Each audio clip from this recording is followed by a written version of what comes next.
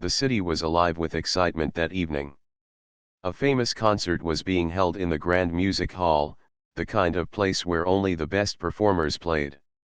The stage was wide, the lights were bright, and the sound of applause echoed from wall to wall. People from many places had come, dressed in their finest clothes, eager to hear the man they all admired. At the center of the stage stood Mason, a world-famous violinist. His name was known across countries, and his skill was praised by critics and musicians alike. Mason was tall, confident, and carried his violin like a warrior carried a sword. He was proud of his talent, and sometimes his pride showed too much. Mason believed no one alive could outplay him. That night he had already finished a breathtaking performance. His bow had moved across the strings so quickly and with such power that many in the audience had gasped in disbelief. When the final note rang out, the hall burst into cheers. People clapped, shouted his name, and stood on their feet. Mason bowed deeply, smiling, as if he had just proven once again that he was the greatest. But Mason was not satisfied with only performing. He enjoyed daring others. He liked to challenge anyone brave enough to try, because he believed they would always fail. It fed his pride when he saw others struggle with pieces he could play with ease. So he spoke loudly into the hall, "Is there anyone here who thinks they can match me? Anyone brave enough to hold the violin against me?" The audience laughed nervously. No one in their right mind would step forward. Facing Mason was like trying to race the wind. Then a small voice rose from the front row. "I will." The room turned silent. Heads turned toward the sound. Sitting near the stage was a boy, no older than 10 years old. He had dark skin, bright determined eyes, and a violin case resting carefully on his lap. His clothes were simple, but his posture was straight, and there was no fear in his gaze. Mason tilted his head in surprise. He had expected a grown musician, maybe an ambitious student, but not a child. He chuckled and stepped closer to the edge of the stage. "You? A child?" Mason said with disbelief. "What could you possibly want here?" The boy stood up. His voice was steady though his small hands trembled slightly. "My name is Daniel," he said. "And I want to play." The audience burst into laughter. Some covered their mouths, others whispered to each other. A 10-year-old boy daring to face Mason, the world's best violinist? It sounded impossible. But Daniel's face remained calm. He did not sit down. He did not shrink away from the laughter. He kept his violin case close, as if it gave him strength. Mason smirked. "Do you even know what you're asking, boy? The violin is not a toy. It takes years of work. Do you really think you can stand against me?" Daniel bent down, opened his case, and lifted his violin. The instrument was old and scratched, showing many years of use. It was not polished or shiny like Mason's, but Daniel held it with great care. He placed it under his chin and looked up at Mason. "Dare me," Daniel said firmly. The laughter faded. The audience began to whisper in surprise. They were no longer sure if this was just a joke. Something in Daniel's eyes was too serious. Mason narrowed his gaze. He loved challenges, and he loved to see challengers fail. Perhaps this could be amusing. He leaned forward and spoke in a louder voice so everyone could hear. "Very well," Mason said. "If you dare to play, then I dare you to perform the hardest violin piece ever written. The one that even many professionals fear. If you fail, you will leave the stage and never return.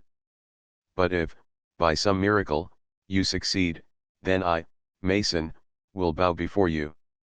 Gasps filled the air. Mason bow to someone? No one had ever seen that before. The thought seemed impossible. Yet Mason had spoken the words, and he could not take them back. Daniel nodded without fear. "I accept," he said. The boy's voice was not loud, but it carried across the hall. The crowd grew restless, whispering to each other. Who was this child? Could he even play a simple tune? Or was he foolish enough to believe he could perform the hardest piece in existence? Mason stepped aside, allowing Daniel to walk toward the stage. The boy climbed up carefully, carrying his violin as if it were the most precious thing he owned. He walked to the center where the lights shined brightest. The stage looked enormous compared to his small figure, but Daniel stood tall, refusing to let fear take over. He lifted the violin to his chin and raised his bow. His eyes closed for a moment as he took a deep breath. The hall was silent. Not a single cough, not a single whisper. Everyone waited. Then Daniel began to play. The bow touched the strings, and the first sound that came from Daniel's violin made the crowd hold their breath. It was clear, sharp, and filled with confidence. No hesitation, no shaking of the hand, no mistake. The note stretched across the hall like a ribbon of light, reaching every ear and heart. The whispers stopped at once. People leaned forward in their seats. They had expected squeaks and stumbles, but Daniel's tone was steady, warm, and alive. Mason, standing to the side, raised an eyebrow. His smile faded just a little. Daniel did not stop after the first note. He began the piece. Mason had dared him to play the hardest piece known in the violin world. It was a storm of fast movements, sudden shifts, and nearly impossible jumps between strings. Many adult violinists avoided it because even one mistake could destroy the flow. But Daniel's fingers moved with surprising speed and control. His bow danced across the strings as if guided by something greater than himself. At first, the audience did not believe what they were hearing. They thought maybe it was luck. But as the music grew faster and more complex, their doubt turned into astonishment. Daniel's small frame swayed with the rhythm, his face calm and focused. His eyes remained closed as if he saw the music not with sight, but with his heart. The hall filled with a sound that was both fierce and beautiful. The notes came like waves, strong yet smooth. Every movement of Daniel's hand showed practice, discipline, and love for the instrument. It was not the sound of a beginner, nor even of a talented student. It was the sound of someone who lived inside the music. Mason crossed his arms, trying to hide his surprise. He had played this piece countless times, but he knew the danger hidden in every bar of the music. One slip, one wrong touch, and it would collapse. Yet this boy, only 10 years old, was holding it together with skill and grace. Mason could not deny it. The boy was truly playing, not pretending. The crowd began to stir, their faces changing from doubt to amazement. Some clutched their seats, others covered their mouths in shock. A woman whispered, "He is only a child," while another man shook his head as if refusing to believe his own ears. Daniel reached a section of the piece where the bow had to move at lightning speed. His small arm moved so quickly that it looked like a blur. Each note rang out crisp and bright, never once slipping. The music built higher, climbing like a bird soaring through the sky. Then came the hardest passage of all, a run of notes that even professional violinists feared. It was like walking across a rope that could snap at any moment. Many expected Daniel to fall here. Mason himself waited for the mistake that would prove his point. But Daniel's fingers flew across the fingerboard with incredible precision. Each note was perfect, each shift smooth. His bow carved the air with strength, and the sound burst from the violin like fire. Instead of falling, he rose higher, taking the music to a level that even some masters struggled to reach. The audience gasped together. People leaned closer, eyes wide, mouths open. No one laughed now. No one whispered doubts. The only sound was Daniel's violin filling the hall with its power. Mason felt something he had not felt in years, a sting of nervousness. His pride had always been unshaken, but as he watched the boy, he realized this was no ordinary child. This was talent born from somewhere deep, talent that could not be taught easily. Mason's pride fought against the truth, but the truth was there in front of him. Daniel's body swayed with the flow of the piece. His small shoes tapped lightly against the wooden stage. He was no longer a boy holding an instrument. He was part of the music itself. His violin cried, sang, and shouted all at once. The melody carried sorrow, strength, and hope together, like a story told without words. Minutes passed, but to the audience, time felt frozen. They were trapped in the spell of the music. Some people wiped tears from their eyes without even realizing it. Others sat motionless, afraid to move, afraid to miss even one note. Finally, Daniel approached the ending of the piece. The last notes came fast and powerful, like the end of a storm breaking into sunlight. His bow struck the final sound, and it echoed long and clear through the silent hall. Then came complete stillness. Daniel lowered his violin slowly. His chest rose and fell with heavy breaths, but his face was calm. He had given everything he had into that performance. The audience remained frozen for a moment, as if they had forgotten how to breathe. Then, suddenly, the hall exploded with sound. Cheers, applause, shouts of amazement. People rose from their seats, clapping and stamping their feet. Some even cried openly, unable to believe what they had just witnessed. Daniel bowed quietly, holding his violin close. He was not proud in the way Mason was. His pride was gentle, hidden, born from love for the music rather than victory over someone else. Mason stood still at the side of the stage. His arms had fallen to his sides. His face was unreadable.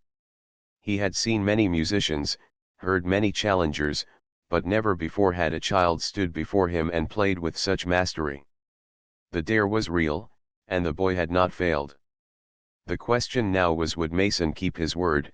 The applause rolled through the hall like thunder. People clapped until their hands hurt, some even shouting Daniel's name though they had only learned it moments ago. The boy stood at the center of the stage with his violin resting in his small hands. His eyes lowered, his expression calm.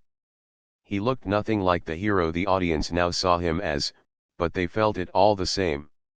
At the side of the stage, Mason remained still. His jaw tightened, and his hands curled into fists. He had promised before everyone that if the boy succeeded, he would bow. Now that moment had come. His pride screamed against it, but his words had been spoken clearly and there was no escape. The host of the concert, a tall man in a dark suit, stepped forward. He raised his hand to quiet the hall, though the clapping continued for several more seconds before fading. When the noise settled, the host's voice carried through the microphone. "Ladies and gentlemen," he said, his voice trembling with excitement, "tonight we have witnessed something none of us will forget. A boy, no older than 10, has faced the great Mason on his own stage and played the hardest violin piece with a skill that defies reason. And now, as promised, Mason must give his answer." The spotlight turned to Mason. Every eye in the room focused on him.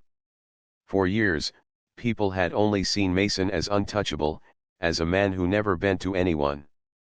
Now, for the first time, they waited to see if he would bow to a child. Mason's chest rose and fell. He stepped forward slowly, his footsteps heavy against the wooden floor. He came to stand in front of Daniel, who looked up at him with quiet eyes. There was no arrogance in Daniel's gaze, no mocking smile. Only calm patience, as if he already knew the truth. For a long moment, Mason did nothing. The hall grew tense. People leaned forward, waiting. Then, finally, Mason lowered his head. His tall frame bent forward, his back curved, and he gave a deep bow to Daniel. Gasps echoed, followed by a roar of approval from the crowd. Some shouted louder than before, clapping wildly at the sight. Mason, the proud master, bowing to a 10-year-old boy, it was something no one thought possible. Daniel blinked, almost in surprise. He had been ready to accept either pride or anger from Mason, but a true bow was something different. He nodded softly, as if returning the respect. Mason straightened again, his face calm but his eyes burning with something sharp. He leaned close enough so only Daniel could hear his words. "Who taught you?" Mason asked in a low voice. Daniel held his violin close. "My mother," he answered simply. Mason's eyes narrowed. He stepped back, his thoughts tangled. He had expected a famous teacher's name, some hidden master who had trained the boy in secret. But to hear that it was only his mother filled Mason with both confusion and disbelief. The host lifted his microphone again. "Ladies and gentlemen, let us honor both these musicians. Mason, our master, and young Daniel, who has proven himself worthy of this stage." The hall filled with applause once more. People shouted Daniel's name now alongside Mason's. For the first time, Mason's pride felt shaken. The people who once adored him alone now shared their praise with the boy. Daniel bowed politely and stepped back. He began to leave the stage, but Mason raised his hand. "Wait," he said. His voice carried strongly, and the hall grew quiet again. Mason looked at the crowd, then at Daniel. "This boy has skill," Mason declared. "But one performance is not enough to prove greatness. A true musician shows his worth again and again. I challenge him not to one piece, but to a concert of his own." The audience gasped again. Mason was not letting the matter rest. He had bowed, yes, but now his pride demanded something more. If the boy could handle a full performance, then perhaps Mason would accept him as an equal. Daniel looked up at Mason. His hands tightened around his violin. The challenge was heavy, but there was no fear in his eyes. He nodded once. "I will," he said simply. The hall erupted once more in cheers. The people loved the drama, the clash between the proud master and the young prodigy. They were eager to see what would happen next. When Daniel stepped off the stage, his heart was still racing. His mother, sitting in the crowd, rushed to him and held him tightly. "You were wonderful," she whispered. "No matter what happens next, you have already proven yourself." Daniel smiled faintly. He had played for the love of music, not for victory, but he understood now that the world had seen something larger. He had stepped into a path that would not be easy. Mason would not let him rest until the truth of his talent was fully tested. Mason, meanwhile, walked off the stage with a face that revealed nothing. But inside, his thoughts churned. Who was this boy? How could a child play like that? Mason had spent years building his reputation as untouchable, yet here was a child who cracked that image with one performance. Mason's pride would not let him accept it easily. He needed to know the truth of Daniel's gift. That night, the newspapers would spread the story. By morning, the city would be buzzing with talk of the 10-year-old boy who had faced Mason and made him bow. The world of music was about to change, and neither Mason nor Daniel could stop what had begun. The night after the concert, the city was alive with one story. Newspapers printed Daniel's picture on the front page, showing the small boy holding his violin on the grand stage. The headlines shouted in bold letters, "10-year-old prodigy makes Mason bow." Radios carried the news, and people on street corners spoke about it with wide eyes. At school the next morning, Daniel became the center of attention. Children who had never spoken to him before now crowded around his desk, asking questions. "Did Mason really bow to you?" one boy asked. "Can you play for us?" another girl begged. Daniel sat quietly, his violin case resting at his side. He did not like the sudden noise, but he answered politely. "Yes," he bowed. "And I will play again when the time comes." Some of the children clapped for him, while others looked at him with jealousy. Not everyone liked seeing someone their age become famous overnight. Daniel noticed it but did not let it trouble him. His focus was still on the music. Meanwhile, in the newspapers and on radio shows, Mason gave his own words. He admitted that Daniel had played well, but he added a warning. "One performance does not make a master," Mason said firmly. "I have challenged him to prove himself in a full concert." Only then will the world know if he is truly great. People debated endlessly. Some believed Daniel was a miracle child, born with a gift. Others said it must have been luck, or perhaps Mason had gone easy on him. But everyone agreed on one thing: they wanted to see the concert Mason had spoken of. Within days, reporters found Daniel's home. Cameras clicked as they crowded near his small house. Daniel's mother stood at the door, shielding him from the flashing lights.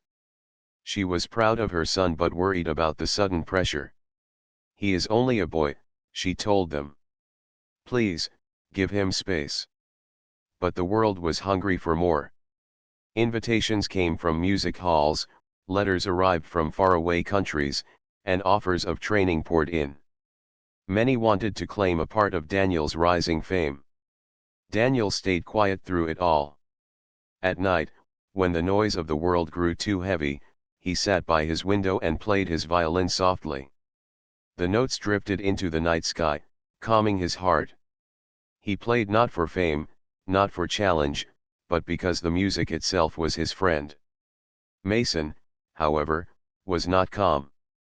In his grand apartment, he practiced with furious energy. His bow struck the strings with sharp force.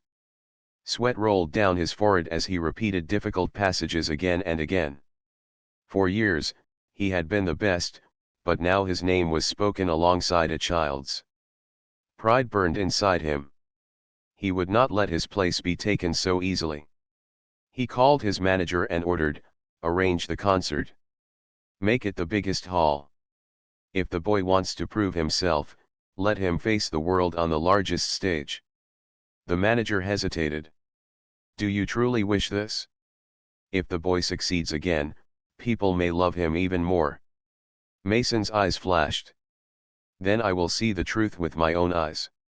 If he fails, the world will know he was only a child with luck. If he succeeds, then I will decide what must be done." News spread quickly. A grand concert was announced where both Mason and Daniel would perform. It would be a night where the master and the child shared the stage, and the world was eager to watch. Tickets sold out in hours. People from other cities planned to travel just to see the event. Daniel heard about the concert from his mother.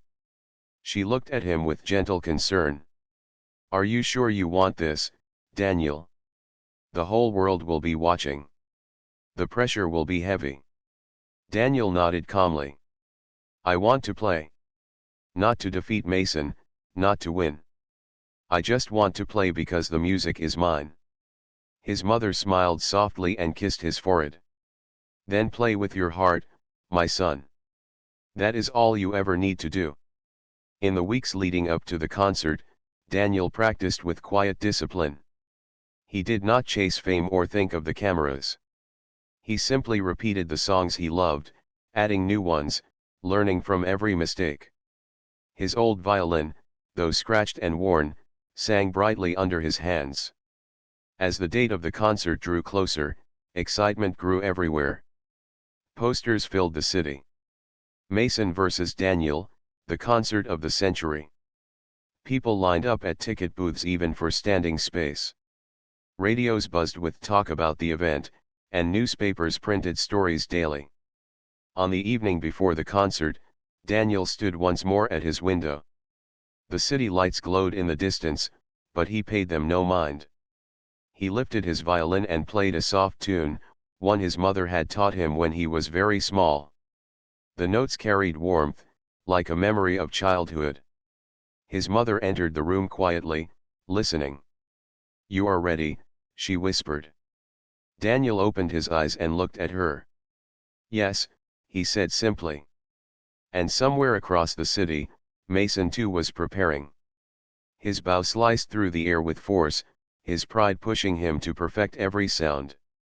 The storm was rising, and soon, master and child would stand together on the same stage once again. The night of the grand concert arrived at last. The music hall was brighter than ever, lit with golden chandeliers and crowded with people from many places. Reporters lined the entrance, flashing cameras as carriages and cars stopped one after another. The excitement was greater than any event the city had seen in years. Inside, the hall was filled to the last seat. Some people even stood along the walls, unwilling to miss the chance to witness the meeting of Mason and Daniel. Whispers filled the air. Will the boy succeed again? Or will Mason crush him this time? The stage itself was decorated with velvet curtains, shining lights, and a polished wooden floor. 2 chairs and 2 stands stood ready, one for Mason and one for Daniel. The crowd buzzed with energy, waiting for the performers to appear. Backstage, Daniel sat quietly with his violin on his lap. His mother stood behind him, gently placing her hands on his shoulders. "Remember," she whispered, "you do not need to prove yourself to anyone. Play because you love it." Daniel nodded. His heart beat quickly, but his eyes were calm. He thought about the music, not about the crowd. A few steps away, Mason stood tall, dressed in a fine suit. His violin gleamed in the light, polished to perfection. His jaw was set firm, and his pride shone in his posture. He looked at Daniel briefly and then turned away. Mason did not speak. He had decided that the music itself would be the conversation. The stage manager gave the signal, and the lights dimmed. The audience fell into silence. The announcer's voice rang out, "Ladies and gentlemen, welcome to this historic evening. Tonight, you will witness a performance unlike any other. On this stage, the great Mason will play. And joining him, the young prodigy, Daniel." Applause shook the hall as Mason stepped onto the stage first. He bowed gracefully, receiving cheers from his loyal fans. Then Daniel entered. The crowd gasped at the sight of the small boy walking calmly across the vast stage. He bowed shyly, and the applause grew louder, some people shouting his name with joy. The 2 musicians took their places. Mason stood tall at his stand, while Daniel sat on his chair, his violin resting against his chin. The silence that followed was heavy, like the quiet before a storm. Mason began the concert. His bow moved with force, his notes sharp and powerful. The sound filled the hall, showing years of mastery. The audience clapped between pieces, cheering loudly. Mason's pride was clear in every movement, his playing strong and demanding. Then it was Daniel's turn. He lifted his violin and closed his eyes. The first notes he played were soft and gentle, like the sound of a morning breeze. The crowd leaned forward, listening closely. His music was different from Mason's. Where Mason's was strong and proud, Daniel's was tender and full of feeling. The old violin sang with a voice that carried warmth and honesty. The people could feel the difference. Mason's skill amazed them, but Daniel's music touched their hearts. They clapped loudly after his piece, some wiping tears from their eyes. The concert continued. Mason and Daniel took turns, one after the other. Each played with great skill, but their styles were worlds apart. Mason showed the strength of a master who had conquered the violin with discipline and pride. Daniel showed the heart of a boy who loved the music more than himself. Then came the moment everyone had been waiting for, the duet. Both stood at the front of the stage, side by side. Mason's tall figure contrasted with Daniel's small one, yet both held their violins with equal purpose. The first notes struck, Mason leading with speed and fire. Daniel followed, his tone soft yet steady, weaving into Mason's sound. The hall filled with a mix of power and gentleness, strength and innocence. The duel inside the duet began. Mason pushed the tempo faster, his bow slicing through the air with challenge. Daniel answered calmly, his fingers gliding with ease, his notes smooth as water. The crowd gasped with every exchange. At one point, Mason played a passage so quick and sharp that many thought Daniel could not keep up. But Daniel's small hands moved with lightning speed, answering each note perfectly, adding warmth where Mason had added force. The audience was breathless. Some leaned forward with wide eyes, others clutched their seats tightly. The music itself seemed to be alive, a battle and a harmony at the same time. As the piece neared its climax, Mason's pride burned hotter. He poured every ounce of his strength into the strings, determined to prove he was still the master. But Daniel, without anger or pride, simply played with all the love in his heart. His sound soared above Mason's, not with power but with truth. The final notes came, both violins rising together, then falling into one last perfect chord. The sound rang through the hall and faded into silence. For a moment, no one moved. The audience sat frozen, unable to believe what they had just heard. Then the hall erupted into thunderous applause. People jumped to their feet, cheering, clapping, shouting the names of both Mason and Daniel. Daniel lowered his violin, his chest rising with heavy breaths. Mason stood still, his eyes fixed on the boy beside him. Pride and doubt fought inside him. The duel had been close, but the truth was clear to him now: this child was not just lucky. He was born to play. The crowd called Daniel's name again and again. Mason's jaw tightened, but he did not speak. Instead, he turned to Daniel, his expression unreadable. The concert was over, but the true decision between them had only just begun. The concert had ended, but the sound of applause still echoed in people's hearts long after they left the hall. That night, the streets outside were filled with excited voices. Strangers spoke to each other as if they were old friends, sharing their amazement. "Did you see the boy?" one man said. "He played like he was born with the violin in his hands," a woman replied. "And Mason," another added, "he was great too, but the boy, his music touched me deeper." The city was alive with the story. Newspapers rushed to print special editions before morning. Some called Daniel a genius, others called him a miracle. Radios repeated the news every hour. Around the world, people began to hear about the 10-year-old who had stood beside Mason and made the hall weep with his music. Daniel, however, did not see the headlines that night. After the concert, he returned home with his mother. She cooked him a simple meal, and they ate quietly at their small table. For all the noise outside, their house remained peaceful. "You were wonderful, Daniel," his mother said softly. "Not because people clapped, but because I saw you play with your heart. That is what matters most." Daniel smiled faintly. "I only wanted the music to live," he replied.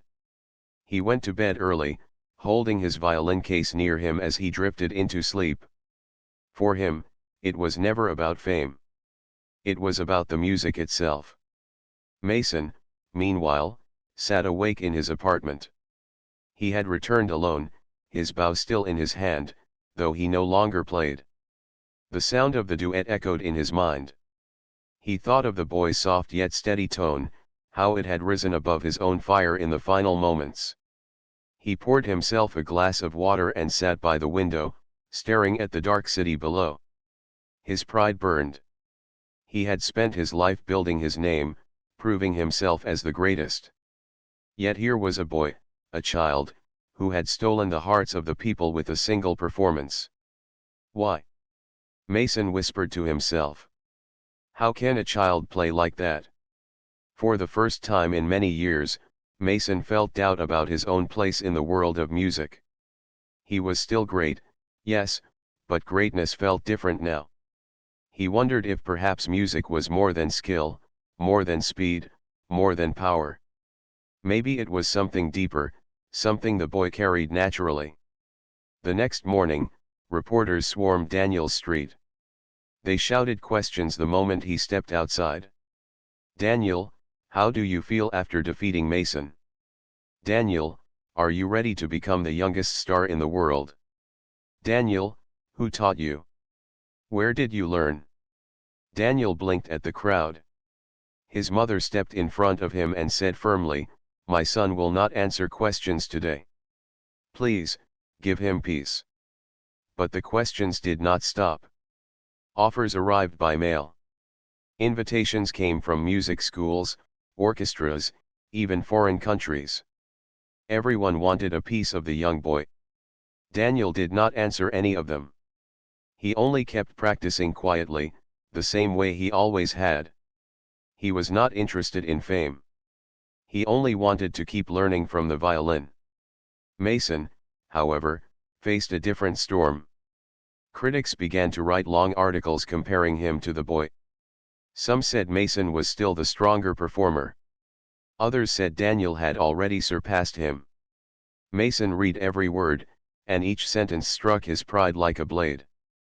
One evening, Mason walked through the city streets in disguise. He pulled a cap low over his face so people would not recognize him. He passed by a small park, and there he heard music.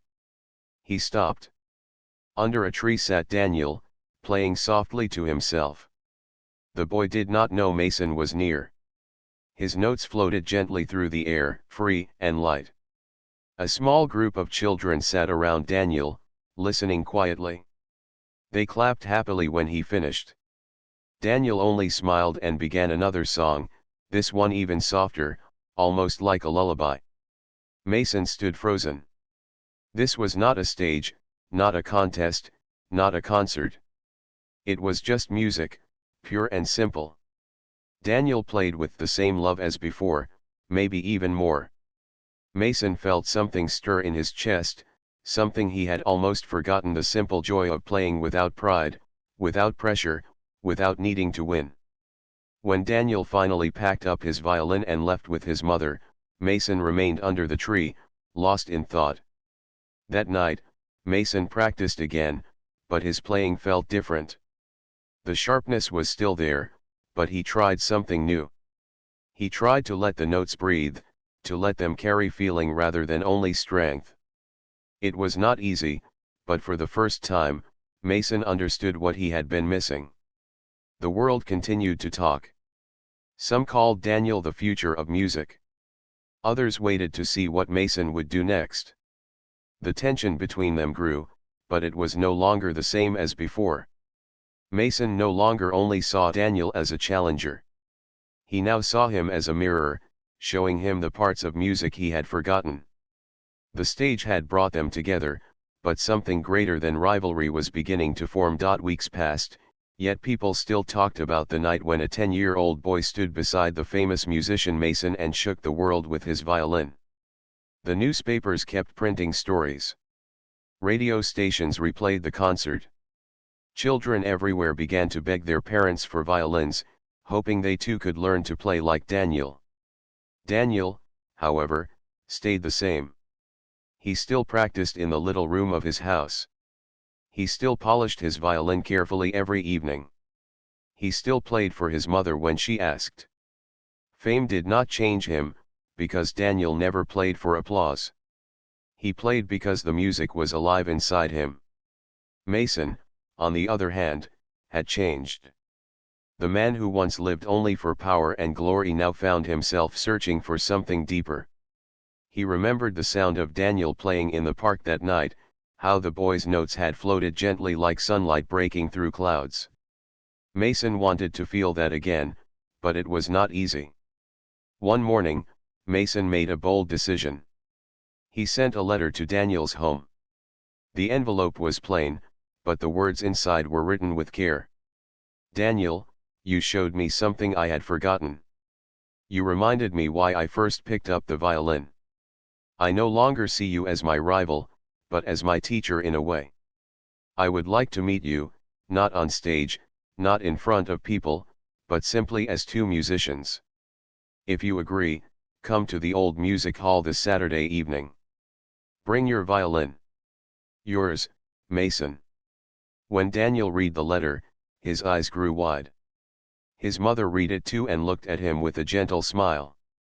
Do you want to go, Daniel? She asked. Daniel nodded. Yes, I want to hear what his music sounds like now. That Saturday, as the sun dipped below the horizon, Daniel and his mother walked to the old music hall. It was quiet and empty, the seats covered in dust. On the stage, Mason stood waiting, violin in hand. For once, there were no cameras, no flashing lights, no roaring crowd. Thank you for coming, Mason said when Daniel stepped onto the stage. His voice carried no pride, only honesty. "Shall we play?" Daniel nodded. He lifted his violin, and Mason did the same. They began softly, a slow duet, letting each note breathe. Mason's style was still powerful, but now it carried warmth. He had learned to let the silence between notes speak, just as Daniel did. Together, their music filled the empty hall with beauty. As they played, Mason closed his eyes. For the first time in many years, he felt peace while performing. He was not trying to prove himself. He was not fighting for glory. He was simply sharing music. When the last note faded, Mason lowered his violin and turned to Daniel. "You are a gift to music," Mason said quietly.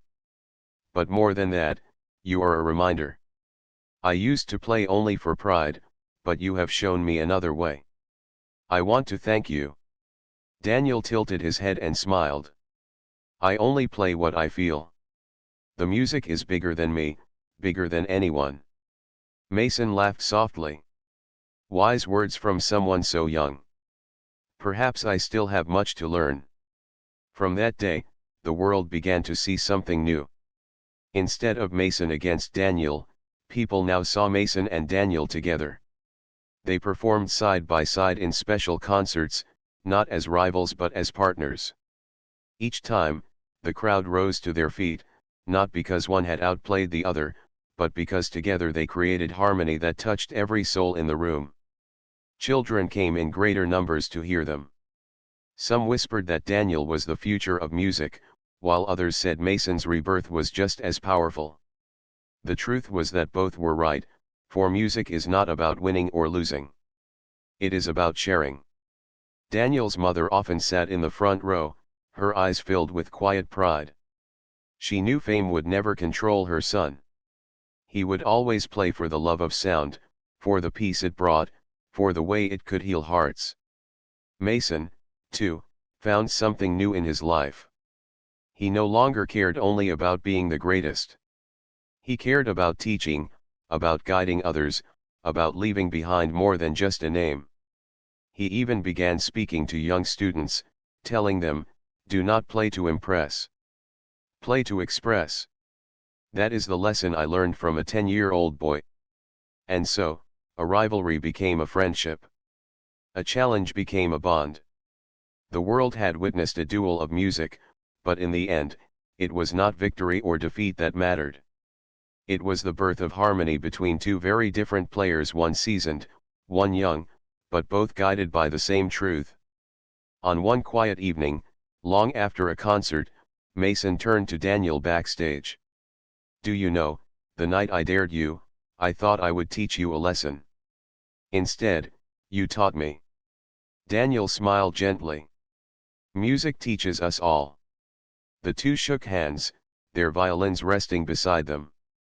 And somewhere deep in the silence that followed, the music lingered, alive and eternal.